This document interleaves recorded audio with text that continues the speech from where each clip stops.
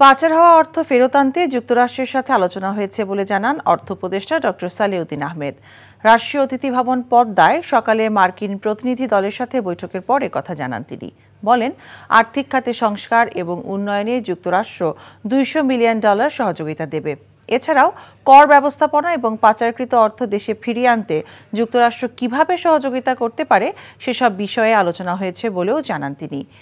ইউএসএআইডির সহকারী ব্যবস্থাপক অঞ্জলি কৌর বলেন, দীর্ঘদিনের বিশ্বস্ত উন্নয়ন সহযোগী হিসেবে বাংলাদেশের সুশাসন প্রতিষ্ঠা, স্থিতিশীল অর্থনৈতিক উন্নয়নে এই সহযোগিতা চুক্তি সই হয়েছে।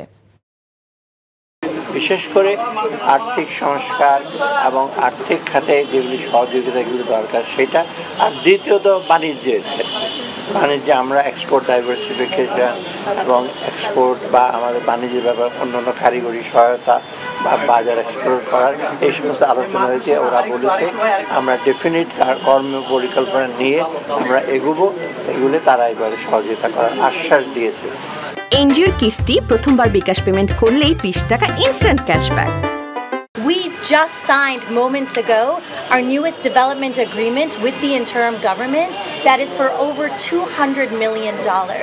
We have consulted, listened, and worked with the interim government, and now we're here ready to deliver with this agreement.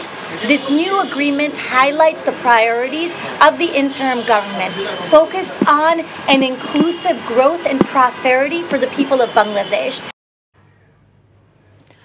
রাষ্ট্রীয় অতিথি ভবন যমুনায় প্রধান উপদেষ্টা ডক্টর মোহাম্মদ ইউনূসের সাথে বৈঠকে বসেছেন যুক্তরাষ্ট্রের রাজস্ব দফতরের ডেপুটি আন্ডার সেক্রেটারি ব্রেন্ট নেইম্যান এবং দক্ষিণ ও মধ্য এশিয়া বিষয়ক অ্যাসিস্ট্যান্ট সেক্রেটারি ডোনাল্ড লু সহ 5 সদস্যের উচ্চ পর্যায়ের মার্কিন প্রতিনিধি দল।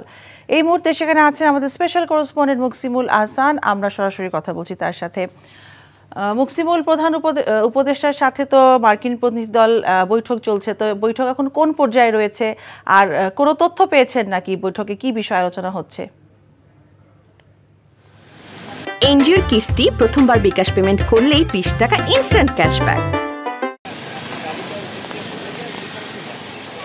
হ্যাঁ মিতা, মার্কিন যে উচ্চ প্রতিনিধি দলটি সেই প্রতিনিধি দলটির মূলত সফরের দ্বিতীয় দিন আজ প্রধান উপদেষ্টার সঙ্গে বৈঠক ছিল এবং সেই বৈঠকটি 10:55 শুরু হয় এবং 11:55 অর্থাৎ এখন থেকে ঠিক 5 মিনিট আগে প্রতিনিধি দলটি এখান থেকে বেরিয়ে গেছে এবং 6 সদস্যের এই প্রতিনিধি দলটি প্রধান উপদেষ্টার সাথে সাক্ষাৎ করেছেন। এর আগে সাক্ষাৎ করেছেন অর্থনীতি বিষয়ক উপদেষ্টার সঙ্গে এবং এর পরবর্তীতে বাংলাদেশ ব্যাংকের গভর্নরের সঙ্গেও তার একটি সাক্ষাৎ আছে। আমরা যতটুকু জানতে পেরেছি মূলত রাজনৈতিক পট পরিবর্তনের পর মার্কিন এই উচ্চ প্রতিনিধি দল বাংলাদেশ সফর করছে এবং এই সফরের মূল উদ্দেশ্য এবং প্রতিনিধি দলটি যে সমস্ত বিষয় নিয়ে কথা বলেছেন সেটি এখনও একেবারে স্পষ্ট করে বলা সম্ভব না, কেননা প্রধান উপদেষ্টা ডক্টর মোহাম্মদ ইউনূসের যে বাসভবন রাষ্ট্রীয় অতিথি ভবন যমুনা সেটির সামনে আমরা দাঁড়িয়ে আছি।